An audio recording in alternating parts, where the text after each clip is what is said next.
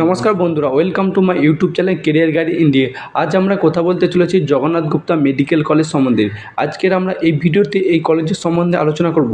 এই কলেজটি কত সালে প্রতিষ্ঠিত হয়েছিল, এই কলেজটি কোথায় অবস্থিত, এই কলেজ থেকে এমবিবিএস কোর্স করতে গেলে কত টাকা খরচ হতে পারে এবং এমবিবিএসের সিট সংখ্যা কটি এই কলেজে, এবং এই কলেজের নিজস্ব হসপিটাল আছে না কোন হসপিটালের সঙ্গে যুক্ত আছে, এ টু জেড বিষয় নিয়ে আমরা আলোচনা করব।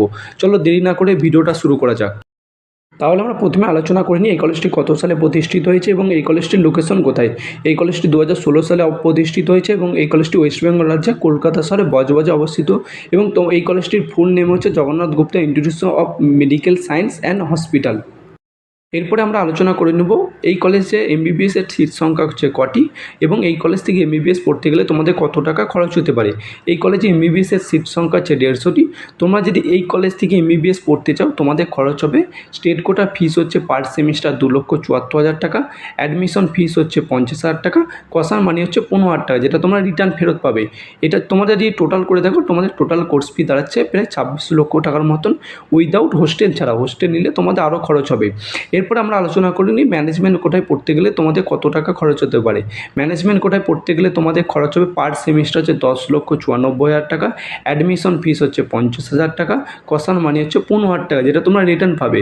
এবং তোমরা যদি এটা টোটাল করে দেখো তোমাদের টোটাল কোর্স ফি দাঁড়াচ্ছে প্রায় 1 কোটি টাকার মতন, উইদাউট হোস্টেল ছাড়া। হোস্টেল নিলে তোমাদের আরও খরচ হবে।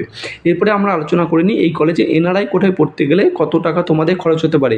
এই কলেজে এনআরআই কোটায় পড়তে গেলে তোমাদের খরচ হবে 1.5 কোটি টাকা। এরপর আমরা আলোচনা করে নিই এই কলেজটির নিজস্ব হসপিটাল রয়েছে না কোন হসপিটালের সঙ্গে যুক্ত রয়েছে। এই কলেজটির নিজস্ব হসপিটাল রয়েছে এবং এই হসপিটালে পেশেন্ট সংখ্যা ভালো, প্রতিদিন বহু পেশেন্ট আসে এবং এই হসপিটালে পেশেন্টের বেড সংখ্যাও বেশি। তোমরা যদি এই কলেজে ক্যাম্পাস লাইব্রেরি দেখো সেটিও ভালো, এবং তোমরা যদি এই কলেজে অ্যাডমিশনের জন্য ভেবে থাকো তোমরা অ্যাডমিশন নিতে পারো।